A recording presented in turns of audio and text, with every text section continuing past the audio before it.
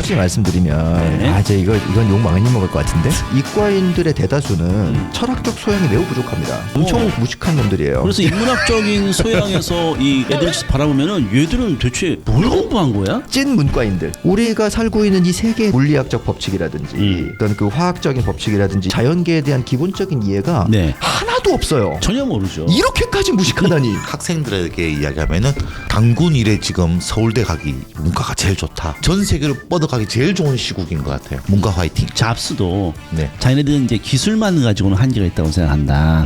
창의적인 아이디어를 가지는 아이들이 결국 누굽니까?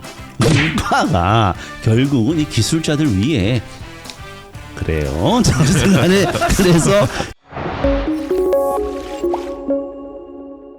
대학들도 취업이 잘 되는 그런 과 중심으로 운영을 할 수밖에 없게 되고 점점 네. 그러다 보니까 또 이과 쪽이 취업이 잘 되는 편이니까 수요가 많아지니까 네. 이과 쪽 과들이 늘어나고 있고 그러면서 문과 쪽 과들은 사실 이제 줄이고 있는 거란 말이에요. 맞아요. 인원도 줄이고 있고 통폐합도 시키고 있고 하고 있단 말이에요. 네. 그런 통폐합에 대해서는 어떻게 생각해요? 저는 악수인 것 같아요. 지금 미국에서 먼저 진행을 하고 있다 그러더라고요. 네네. 근데 미국에서도 뭐 교수님들하고 학생들이 반발이 심하다 그러더라고요. 우리도 이 과정을 조금 거치다가 이래서는 안 되겠다 해가지고 한 10년 안에 또 반발이 나와가지고 뭐 제2대학 같은 경우에 한문학과가 그렇게 유명했는데 그 과를 갖다가 다른 과랑 통폐합하는 걸 보면서 참 가슴 아파했거든요. 몇 년 전에.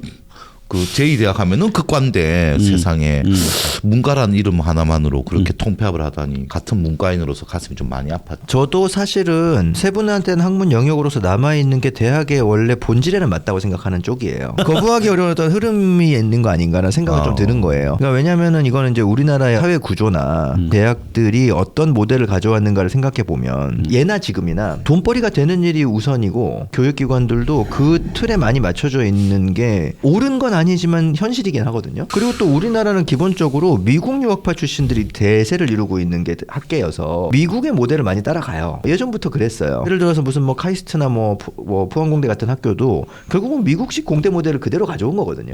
네. 그런 걸 많이 따라가기 때문에 저는 미국의 대세의 흐름을 어느 정도 따라가게 되지 않을까라는 생각을 해요. 대학이라는 것의 원래 그 본질은 학문의 학문이죠. 전당이잖아요.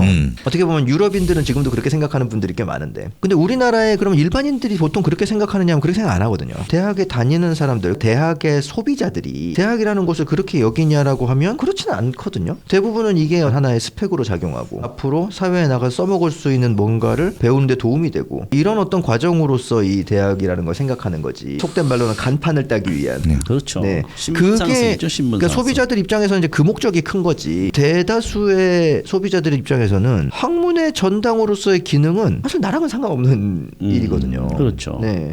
그러면 대다수의 소비자들의 생각이 그러한데 네. 과연 대한민국의 대학이 앞으로 그런 학문의 전당으로서의 기능을 유지 발전시키는 방향으로 나아갈 것인가 하면 그 저는 좀 회의적이라는 거죠. 그 현상에 있어서는.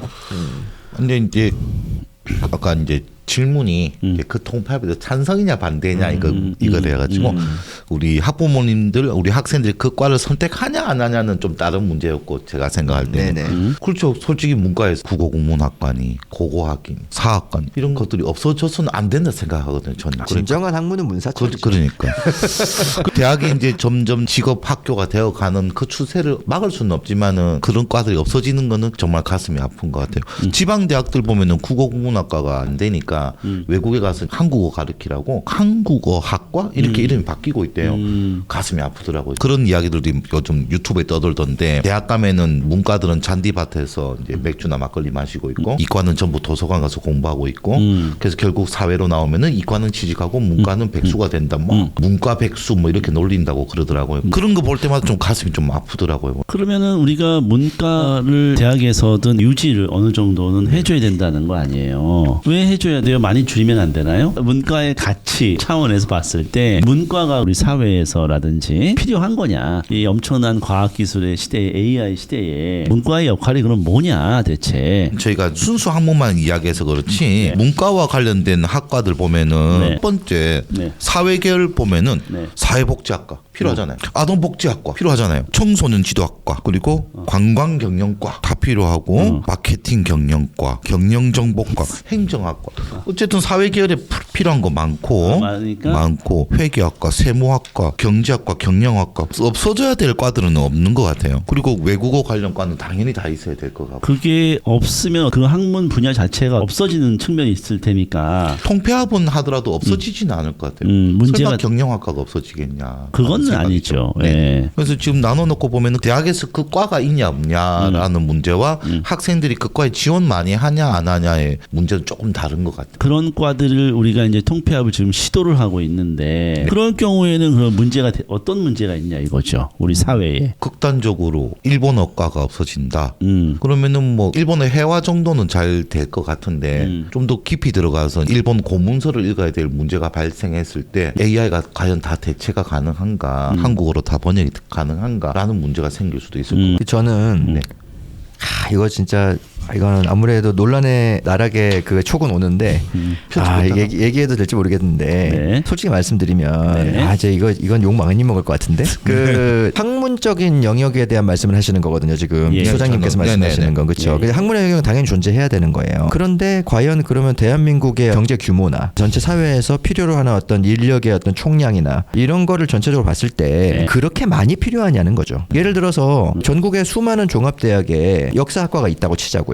역사학을 전공해서 학자적인 어떤 그런 전문성을 가지고 일해야 하는 사람이 과연 그렇게까지 많이 필요하냐는 거예요. 그렇죠. 그래서 대학원으로 지나간 사람 얼마 안 되죠. 그렇다면 애초에 역사학과가 그렇게 많이 필요하냐는 거죠. 왜냐하면 역사학을 대학에서 전공을 해야 하는 사람이 역사학을 전공으로 뭔가 하는 사람들 말고 그 외에 전혀 상관없는 분야로 나아가서 밥벌이를 하는 사람들까지 필요하냐는 거예요. 굳이 역사학과를 나올 필요가 없잖아요. 제가 역사과를 미워하는 게 아닙니다. 저는 문사철이야말로 진정한 학문이라고 생각해요. 근데 그렇게까지 많이 필요한가? 학문이라는 학계라는 시스템이 유지될 정도는 필요하다고 보는데 우리 사회 전체가 그분들의 밥그릇을 위해서 이걸 우리가 감내해야 되느냐 하는 거죠. 제 생각은 대학교 졸업장을 얻기 위해서 대학을 가서 등록금을 내서 그 학생들로 인해서 필요 이상의 많은 사람들에게 일자리를 만들어줄 필요가 있냐는 거예요. 예를 들어서 만약에 철학과가 있다고 칩시다. 철학을 전공해서 그걸로 먹고 사는 사람이 도대체 얼마나 많이 필요하겠냐는 거예요. 어느 정도만 있으면 되지 않을까요? 그렇게 많은 대학에 철학과가 있어야 될까요? 저는 좀 그런 의문은 있거든요. 대학에서 철학과를 나온 학생들의 대다수는 전공과는 아무 상관없는 일을 합니다. 물론 이거는 제 말이 옳다는 얘기가 아니에요. 접근을 달리할 수도 있는 겁니다. 그렇긴 한데 좀 과잉이 아닌가 하는 입장은 있어요. 더 줄어들어야 된다. 근데 현실적인 대안은 없어요. 저도. 그게 어려운 일이에요. 왜냐하면 이거는 그러면 정부가 나서야 되거든요. 그렇게 되면 이제 어느 대학에 남길 것이냐 문제가 생기니까요. 일단 나 혼자 같은 경우 지금 통폐합 잘하고 있다 뭐 이렇게 지금 얘기를 하고 있는 걸로 지금 이해가 되는데 학문적 기능이 원활하게 돌아갈 정도만 남겨도 되지 않는가. 근데 그게 대한민국이 자유국가니까 우리 처음으로 토론이 되는 이과 같은 경우에 만약에 바이오 생명공학과를 나왔다 그러면은 그 전공한 학생들은 어쨌든 그 과와 관련된 일을 한단 말이죠. 그렇죠. 근데 국어국문학과 나온 저도 지금 동창회 가서 이제 친구들 보면은 공사에 다니고 누구는 남해 가서 펜션 사업하고 있고 국문학과는 전혀 관련이 없고 저만 관련이 있더라고요. 다들 관련이 없는 생활을 하는데 그래도 그 학생들이 처음 국어국문학과 같이 와서 우리 했을 때는 다 같이 시도 짓고 다 같이 소설도 지어가면서 다 같이 그런 꿈을 키웠거든요. 대한민국 자유국가에서 막을 이유는 없을 것 같아요. 나는 역사를 공부하고 싶어서 대학 들어갈 자유까지는 주고 거기서 대학원으로 진학해서 끝까지 역사를 팔 거냐 아니면 중간에 다른 길로 갈 거냐 그거는 학생들 몫인 것 같아요. 제가 말씀드리는 건 당연히 자유를 막자는 게 아니라 대한민국의 대학은 이게 비록 사립대학들이라 하더라도 어쨌든 이거는 공적인 기능을 하고 있고 실제로 정부의 재정이 들어가요. 사학재단이라고 해서 전적으로 민간이 100% 운영하는 게 아니란 말이에요. 정부에서도 할 수 있는 영역이 있어요. 저는 대한민국 정부가 어느 정권이든 이 역할을 되게 소홀히 했다고 생각하는데 요즘 뭐 의대 문제로 시끄럽습니다만 입학 정원이라든지 학과 편성이나 이런 거에 대해서 어느 정도 수요 공급을 조절해줄 의무가 있어요. 왜냐하면은 그런 걸 너무 조절을 안 하고 그냥 자유주의 국가니까 너희들 맘대로 해라라고 놔두면 이게 다 사회적 손실입니다. 사회적 비효율이에요. 그리고 그 비효율을 국민 세금으로 메꾸는 겁니다. 자기 세금이 어디 쓰이는지를 다들 모르기 때문에 신경을 안 쓰는데 이런 사회적 비효율이 너무 많이 쌓이는 거는 좋은 일이 아니거든요. 효율성을 높여서 그 세금을 더 중요한 데다 쓸 수 있으니까요. 지금 대한민국 대학은 그런 비효율이 너무 많이 누적됐다고 보거든요. 제가 사범대학을 나오지 않았습니까? 사범대학이야말로 비효율의 끝판왕 중 하나라고 저는 봅니다. 그렇죠. 임용한. 왜냐하면 사범대학은 심지어 특수목적학과예요. 네. 목적성이 분명한 과거든요. 그러니까 의과대학이랑 비슷한 거예요. 그렇죠. 네. 결국 사범대학은 중등 교사를 육성하기 위한 과정입니다. 그런데 실제로 학교 현장에서 요구하는 수요에 비해서 너무 많은 사범대학이 있어요. 학생을 지나치게 많이 뽑는단 네. 말입니다. 네. 사범대학을 졸업해가지고 교사가 안 된 애들은 뭘 해야 되는 거죠? 애초에 그렇게 많이 뽑질 말았어야죠. 저는 그런 거는 좀 조절을 많이 해줘야 된다고 보는 입장이거든요. 정부가 역할을 안 하고 있는 거예요. 어떤 대학들은 사범대학을 그냥 폐지하고 이건 제가 그냥 예를 든 거지만 사범대학만 그런 게 아니란 말이에요. 어느 정도는 조절을 해줘야죠. 예를 들어서 만약에 한 해에 필요한 중등 교사가 임용 인원이 만약에 뭐 2,000명이다. 그러면 사범대학의 신입생 수를 정확히 2,000명으로는 안 뽑더라도 한 3,000명, 4,000명 정도만 뽑아야죠. 근데 지금은 너무 많이 뽑는단 말이에요. 이거는 이제 약간 주제에서 벗어난 얘기긴 하지만 우리나라의 사교육 문제 정부가 싫어하잖아요. 사범대학을 나와서 교사가 되지 못한 사람들이 사교육을 많이 흘러 들어옵니다. 그렇죠. 대부분이죠. 조장한 거예요. 네. 제가 봤을 때는. 아니 왜냐면 배운 게 도둑질이라고. 자기가 학생들을 가르치고 싶어서 사범대를 간 학생들인데 학교에 못 가니까 학원 강사라도 하는 경우가 많거든요. 맞아요. 사범대 정원만 줄여도요. 사교육이 많이 축소될 거라고 저는 봅니다. 강사 수급이 안 됐어. 그러니까요. 근데 그런 노력도 제대로 안 하면서 사교육 카르텔 아이고 갑자기 좀 제가 흥분했는데 네. 어느 정도 사회의 어떤 수요 공급에 부합하는 조절은 필요하다고 저는 네, 그 정도는 저는 이제 네, 하는데 네, 약간 저는 이제 필요하다고 첫 보는 이야기가 완전 그쪽으로 나갈 사람만 남겨야 된다 이렇게 받아도 그거는 아니지 않나. 어느 정도 조절은 필요한데 완전 통폐합은 반대한다. 네, 그죠. 물론 이제 이렇게 얘기하면 이렇게 생각하시는 분들도 있을 겁니다. 결국 그러니까 네가 하는 말은 명문대들만 남기고 나머지 대학들은 다 죽이자는 얘기 아니냐? 이렇게 받아들이실 수도 있죠. 그러니까 다음 주제는 반드시 그걸로 가야 되네요.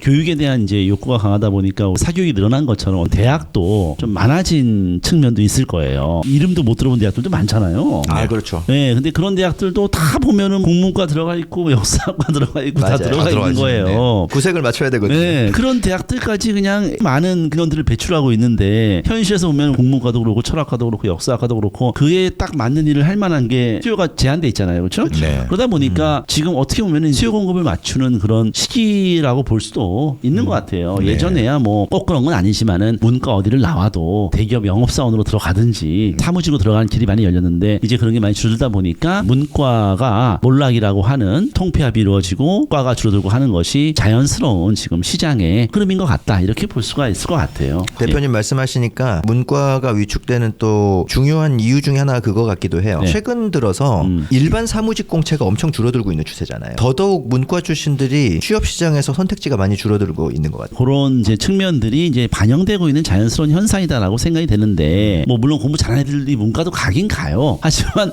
많이 갑니다. 비율이 이제 많이 기울고 있는 상황이야. 이렇게 기울다가는 정말 나중에는 우수한 인재들이 문과를 가는 비율은 지금보다 더 줄어들 것은 확실해질 것 같아요. 우수 인재들이 줄어드는 현상, 문과를 통폐합하는 현상들은 앞으로도 가속될 것은 명확할 것 같은데 네. 그럴 경우에는 그러면 이 문제는 없냐? 인문학적인 접근 방법을 가지고도 우리가 괜찮은 거냐 그러면 사실 우리나라는 더 심각한 게 그래도 뭐 선진국이나 이런 데서는 IT 쪽으로 많이 갈지 몰라도 우리는 또 의대로 가잖아요. 네. 맞아요. 그게 또 우리나라의 좀 특수한 상황인 거죠. 근데 사실 어떻게 보면 의대에서 세계적인 빅테크 기업이 나오기 쉽지 않잖아요, 사실은. 내수용이지. 지금 한계에 부딪히고 있는 상황이긴 한데 먹고 사는 문제가 가장 중요하다 보니까 네. 자연스럽게 이제 사회가 그쪽으로 가고 있고 10대들도 돈 잘 버는 직업 갖겠다. 이렇게 네. 지금 가고 있는 상황인 것 같긴 한데 어쨌거나 이렇게 되는 것이 가속화됐을 때 문과, 인문학 그 문제는 없겠냐. 우리나라 학부모님들, 학생들 정말 다들 똑똑하거든요. 전 세계에서 제일 똑똑한 사람들이잖아요. 무조건 틈새 시장을 찾아낼 건데 아까 의대 이야기도 했는데 누군가 또 대단한 경영인이 나와가지고 한국으로 그 의료 관광 이런 거 만들어가지고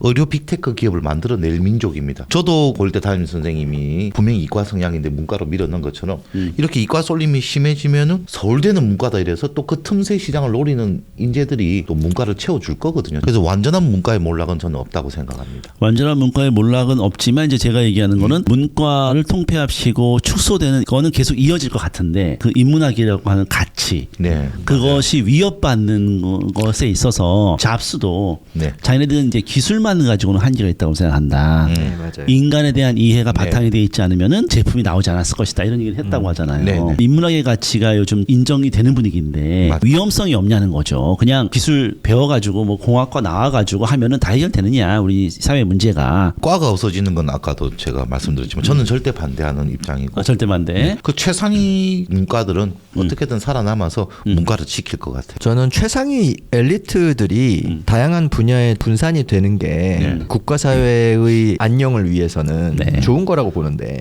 지금 너무 쏠림이 심한 건 사실이잖아요. 맞아요. 그렇죠.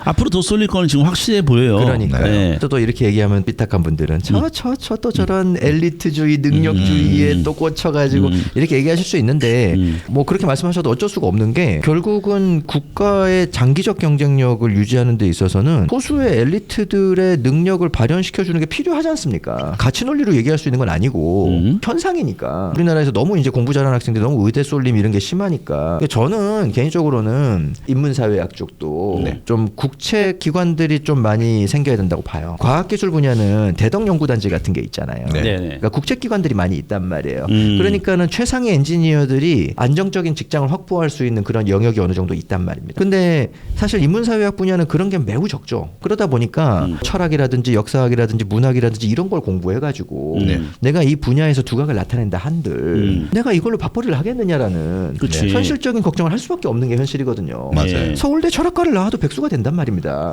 그게 현실이에요. 예. 그러면은 적어도 이런 분야들 실용성이 좀 떨어지는 이런 분야들도 어쨌든 근간이 되는 학문이니까 이 분야의 최상위 인재들은 우리 사회가 안고 갈 수 있는 키울 수 있는 그렇죠. 그 시스템이 그런 구축돼야 시스템이 된다. 구축이 돼야 되는 시점이 아닌가. 그러면 아까 나오자에 말씀하신 거를 연결해서 이야기하면은 하위층 지원되는 그 세금들 대학들이 너무 많은 거 그거를 줄여서 최상위층에 투자를 하는 게 더 유리하다 이렇게 결론이 지어지는 거네요. 왜냐하면은 모든 면에서 낭비니까요. 그러니까 차라리 좀 효율성을 제고하는 방향으로 대대적인 개혁이 필요하지 않은가 하는 그런 생각이 저는 있습니다. 근데 저도 그런 게 있었으면 좋겠어요. 물론 사회적 합의가 필요하고 절차적으로 좀 어렵습니다. 이게 쉬운 일은 아니에요. 그 과정에서 죽이는 대학들이 생기게 되거든요. 전 그렇게 되면은 그 대학이 연구소를 가져가야 좀. 근데 이제 이 과정에서 엄청나게 많은 이해관계가 충돌을 할 텐데 결국은 또 밥그릇 나눠 먹기 구조로 가버리는 순간 의미가 없는 개혁이 될 거라서 근데 미국이 그렇잖아요. 한 명의 천재가 네. 100명을 먹여 살린다고. 우리도 그런 사회로 가고 있으니까. 이제 엘리트주의로 지금 흘러버리네요 이야기가. 어쨌든 지방에서 역사학이나 뭐 이런 전공을 하던 친구가 큰 성과를 또 낼 수도 있는 거기 때문에 너무 또 엘리트주의로 또 흘러버리는. 아니요. 엘리트주의가 아니에요. 엘리트주의 소위 말하는 능력주의라는 건 네. 그래야 한다는 가치의 차원인 거죠. 제가 말씀드리는 건 가치의 차원이 아니에요. 어쩔 수 없는 현상을 말씀드리는 거예요. 왜냐하면은 지금도 이미 문제들이 되게 많아요. 이공계 쪽에도 순수과학이나 이런 쪽도 지금 인재 유출이 심합니다. 특수 분야다 보니까 사람들이 그렇게 많은 여론이 생기지 않는 거지 네. 분야의 최고의 인재들이 대한민국에 있는 게 그렇게 매력적이지 않은 거예요. 그렇죠. 메리트가 없지. 그렇죠. 미국으로 간단 말이에요. 예, 다 미국 가죠 예, 지금. 예. 근데 계속 이런 식으로 가면 산업 구조가 자급자족이 되는 구조인 나라들은 그래도 된다고 봐요. 예를 들어서 프랑스, 일본, 호주 이런 나라들은 괜찮아요. 소수의 엘리트들이 미국으로 좀 가도 나라가 살아남는데 큰 지장은 없습니다. 자급자족이 되니까요. 근데 우리나라는 아니잖아요. 수출 주도형 구조인데 핵심 인재들이 다 빠져나가면 어떻게 살아남겠습니까? 자급자족 구조로 바꿀 수도 없잖아요. 네. 인구도 줄어드는데. 저는 이거 되게 심각하게 받아들여야 되는 문제라고 보거든요. 그리고 교육이라는 게 개인의 어떤 그런 심성과 어떤 능력을 발현하게 해주는 그런 가치도 있는 거고 또 사회화를 통해서 우리 사회의 공동체의 어떤 그런 그 발전에 기여하는 측면도 있고 또 어떤 개별 학문 분야의 또 학문적 성취를 발전시키는 목적도 물론 있겠지만 하지만 저는 개인적으로 공교육의 가장 큰 목적은 사회의 유지 존속이라고 보거든요. 나머지 것들은 전 부수적인 거라고 생각해요. 이건 저의 지극히 주관적인 생각이지만 애초에 그게 아니라면 국가에서 왜 그 많은 세금을 써가면서 공교육을 유지하고 왜 국민들에게 의무와 권리로서 교육을 주장합니까? 그런 기능에 대한 고민이 너무 적지 않은가 하는 거예요. 지금 대한민국의 교육이. 주제에서 너무 벗어난 이야기. 그렇죠. 너무 벗어났어요. 지금 많이 너무 벗어나가지고 벗어났어. 지금. 그러면은 우리 과학기술이 발전하면서 이제 그 발생하는 여러 가지 가치 판단의 문제들이 많이 생겨나고 있잖아요. 맞아요. 네. 근데 그런 가치 판단의 문제는 사실 인문학이 해결할 수 있다라고 많이 생각을 하잖아요. 네. 인간 중심의 학문을 중심으로 중심으로 해서 예상치 못하는 이 과학기술에 발생하는 문제들을 그 중심을 잡아야 된다. 인문학이라는 얘기도 많이 하고 있고 결국 인문학이라는 것이 소통 능력, 논리력, 비판적 사고력, 창의적 사고력을 함양시키는 방법이 바로 인문학인데 네. 인문학의 어떤 이런 과들이나 이런 걸 통폐합시키고 줄이고 하는 이런 어떤 추세들이 이런 문제들을 심화시키지 않겠느냐. 인문학의 어떤 장점들을 많이 없애는 거 아니냐라는 의견이 있단 말이에요. 그런 관점에서 보면 오히려 통폐합을 해야 된다고 보는 입장이에요. 오호. 지금처럼 분과주의적인 이런 대학 운영을 하는 것 자체가 네. 오히려 통합적인 생각이나 서로 다른 영역 간의 소통의 장애물이라고 전 보거든요. 예를 들어서 저는 어쨌든 이과로도 대학을 다녀봤고 또 문과로도 대학을 다녀보지 않았습니까? 네. 이과인들의 대다수는 철학적 소양이 매우 부족합니다. 공부를 하나도 안 하기 때문이죠. 그러니까. 플라톤이 누군지도 몰라요. 예. 아니 그리고 역사 지식도 굉장히 부족하더라고. 엄청 무식한 놈들이에요. 그래서 인문학적인 소양에서 이 애들을 바라보면은 얘들은 대체 뭘 공부한 거야? 이런 생각이 들어요. 현 문과인의 입장으로 네. 이제 물론 다 그런 건 아닙니다만 다 그런 건 다수의 아닌데. 이제 공대인들을 보면요 네. 무식하기 짝이 없거든요. 너무 무식합니다. 네, 진짜 네. 인간의 어떤 예술과 문화와 네. 역사와 정치와 이런 거에 대해서 너무나 무지하단 말입니다. 아무것도 몰라요. 이렇게 모를 수가 있나? 공대생 이런 그 이과 애들을 보면서 정말 무식하다. 그렇죠. 그런 생각을 그런데 항상 합니다. 그런데 이제 제가 전 공대인으로서 네. 이제 현 문과인이 되어서 네. 제가 이제 문과 대학을 다니면서 찐 문과인들 그렇지.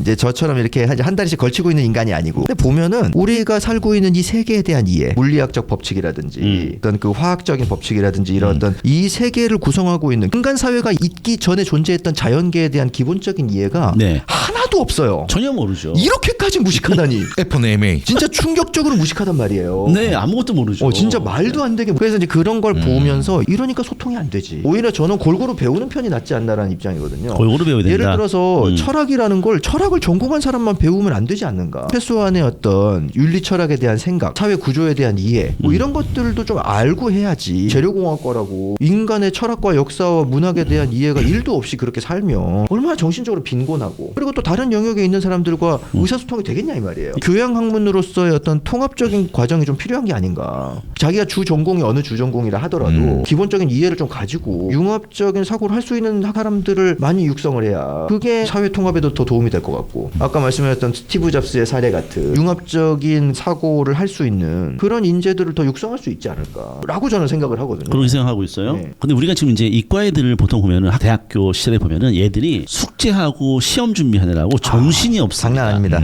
예, 그러니까 4년 내내 사실 인문학적 소양을 얻을 수 없어요. 1학년 때 교양 과목 안 배우나요? 배우는데 그래도 자연대는 그나마 좀 학점 여유가 좀 있거든요. 근데 공과대학 같은 경우는 네. 커리큘럼이 꽤 빡빡해요. 맞아요. 그래서 전공 과목들 가지고 시간표 짜다 보면은 교양 과목들은 진짜 최소한만 들을 수밖에 없거든요. 그러다 보니까 제대로 공부를 할 수 있는 여유가 별로 없죠. 그러니까 사실상 인문철학 과목은 몇 과목 안 들어요. 졸업 요건에 들어가는 최소한의 학점 정도만 듣는 거거든요. 어차피 전공 과목에 대한 학점을 따야 되기 때문에 여기에 에너지를 쏟게 되는 거지. 공부도 아무래도 교양 과목들 같은 경우는 대강 그냥 학점 방어만 하는 거죠. 그렇지, 그렇지. 열심히 공부할 여유가 없죠. 그렇게 해도 뭐 큰 문제가 없는 거고 학점이 나오는 거고. 그 수학 과목이나 물리 과목들 같은 거 과제량이 엄청나기 때문에 저 솔직히 공대 다니다가 국어교육과 가서 되게 한량이라고 생각해요. 그렇지. 그러니까 아니, 근데 문과는 좀 약간 변명일지 모르지만은 상대적으로 좀 시간이 많거든요. 근데 그렇게 그럴 수밖에 없었던 게 문과라는 게 결국 뭐냐면 아까 얘기했지만 소통 능력, 논리적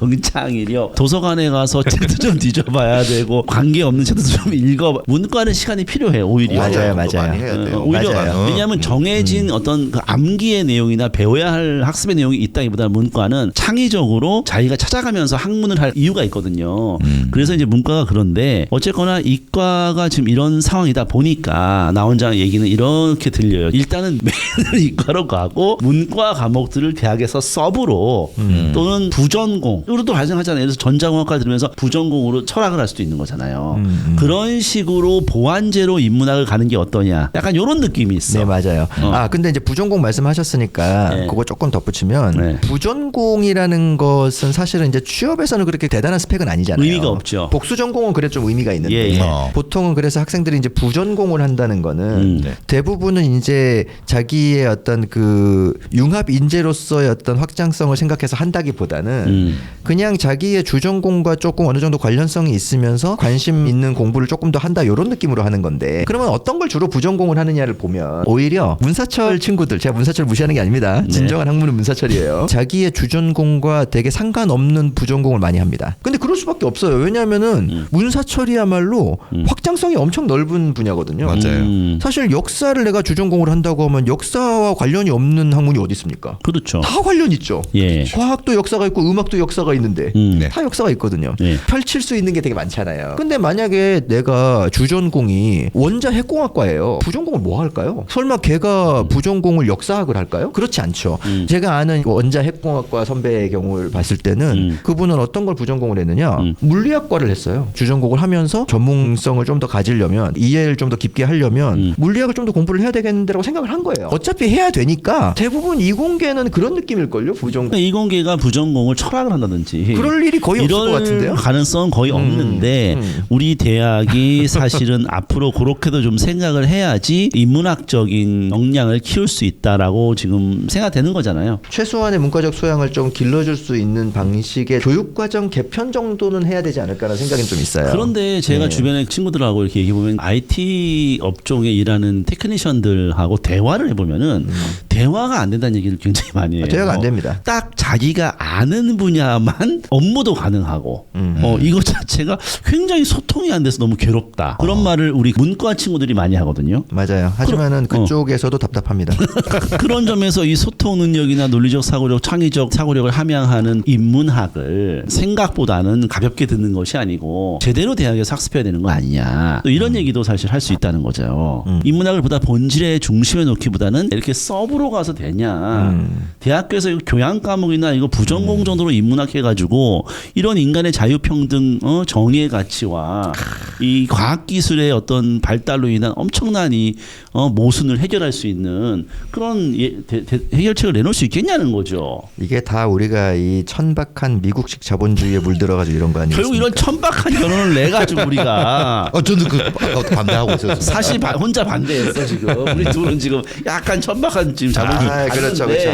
반성하고 있습니다. 굉장히 천박해. 이렇게 인정머리가 없다. 이과 출신이야. 이과 출신에서 카이스트 출신이라고 그렇고 정통 문과 출신이잖아요. 그러니까 지금 생각이 다른 거죠. 그래서 그런 거에 대해서 아마 내 생각에 중심에 서야 되는 게 아니냐라고 물어본 것 같아요, 우리 PD가. 맞아요. 네. 그렇죠. 문과가 꿈을 꾸면 이과가 실현시킨다 이런 생각을 늘 하고 살았죠. 이과 애들은 꿈을 꿀 수 없다. 이과 애들도 꿈을 꾸는 장르가 좀 다르죠. 걔들은 그냥 테크니션들이다. 결국 꿈은 문과 애들이 꾼다. 이과 비하.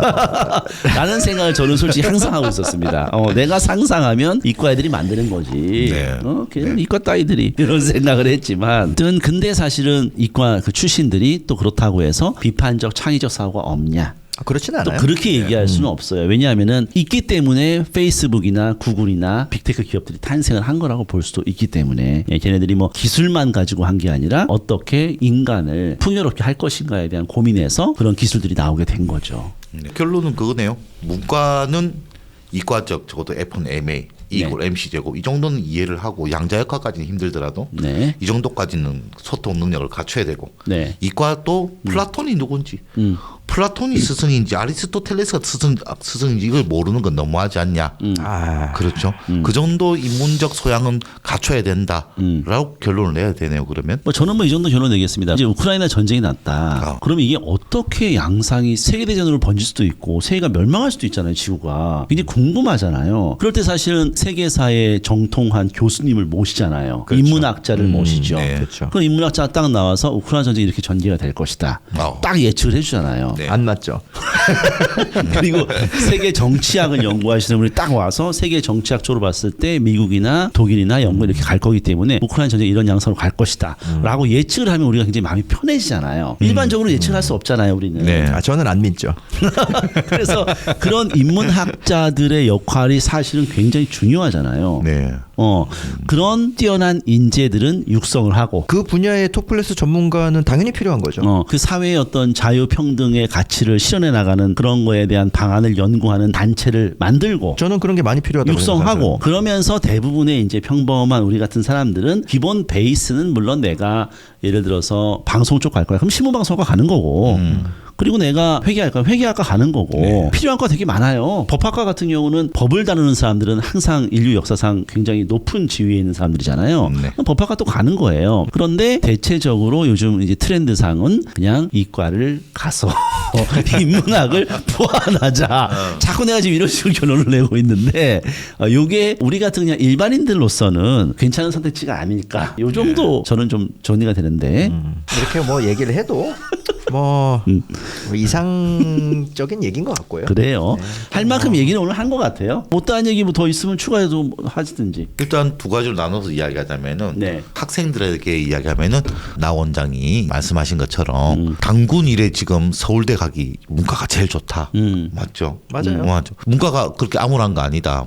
지금 중학생이라면은 고등학교 가서 문과 쪽으로 진로 잡는 것도 괜찮은 것 같아요. 그리고 지금 대학을 다니고 있는 문과 학생들이라면은 전 세계로 뻗어가기 제일 좋은 시국인 것 같아요. 창의력을 발전시켜서 전 세계로 뻗어갔으면 좋겠습니다. 문과 화이팅. 아 그래요. 맞아요. 사실 이런 분위기로 마무리를 하려고 했는데 약간 이과 분위기로 마무리한 것 같아서 조금 기분이 찝찝한 느낌은 있습니다. 지금. 저도 한마디 덧붙여도 예, 되겠습니까? 한마디 해주세요. 예. 우리가 지금 이제 어쨌든 국제적 위상이 많이 높아져서 과거에 비해서 어쨌든 대한민국이 되게 유명한 나라가 돼버렸잖아요. 네네. 여러 가지 이유로. 네. 어떻게 보면은 뛰어난 인재들이 정말 세계로 뻗어나갈 수 있는 그런 시대가 된 것도 맞거든요. 네네. 이 정도의 위상을 가진 국가가 됐으면 한 걸음 더 나아가야 된다고 봅니다. 우리나라의 뛰어난 인재들이 세계 무대에 나아가서 국가의 위상을 높이고 국위 선양을 하고 이런 거를 되게 자랑스러워하는 사회였다면 이제는 우리가 뭐 인문 철학이 됐든 순수 과학이 됐든 예술 분야가 됐든 여러 분야에서 정말 뛰어난 인재들이 많이 나올 수 있는 그런 환경을 조성해서 이제는 우리나라 인재들이 세계로 뻗어나가는 나라가 아니라 세계의 뛰어난 인재들이 우리나라에 와서 정말 연구하고 싶은 이제 그런 쪽으로 이제 시각을 좀 바꿔야 되지 않는가. 그런 의미에서 정부와 국민들의 인식과 이런 것들이 조금 더 선진국답게 나아가고 우리 국민들이 또 전 세계적으로 또 학력이 높기로 유명한 나라 아니겠습니까? 네네네. 그런 이제 위상에 걸맞게 우리 학생들이 문과적인 소양, 이과적인 소양, 예술적 소양 이런 것들을 정말 고루 갖춘 그런 뛰어난 융합 인재들이 득실되는 그런 사회가 되면은 너무 좋겠다. 아 풍요로운 좋습니다. 사회다. 네, 좋습니다. 저는 그랬으면 좋겠습니다. 그래요. 제가 얼마 전에 친구 만나가지고 아이디어를 가지고 AI 이제 교육 프로그램을 만들고 싶다. 기술을 만들 수 있을지 좀 의문 든다 그랬더니 그 친구가 하는 말이 네가 어떤 생각을 하든 그 기술은 다 만들 수가 있다. 지금 이미 구현을 정도 될 수 있는 기술이다. 중요한 거는 아이디어다. 이런 말을 하더라고요. 창의적인 그 아이디어. 그게 가장 핵심인 거지. 기술은 기술자들이 다 만들 수 있다. 이런 얘기를 제가 들었어요. 결국 창의적인 아이디어를 가지는 아이들이 결국 누굽니까? 문과입니다. 그래서 문과가 결국은 이 기술자들 위에 그래요. 그래서 창의적인 인재를 결국 키우는 게 문과든 이과든 가장 중요한 것이 아닌가. 우리 창의적인 아이들을 한번 키워보자. 이런 얘기를 하면서 오늘 두 분 굉장히 고생하셨고요. 아유 감사합니다. 네네. 다음에 또 다른 주제로 만나겠습니다. 수고하셨습니다. 네, 수고하셨습니다. 감사합니다. 감사합니다. 몰락이가요.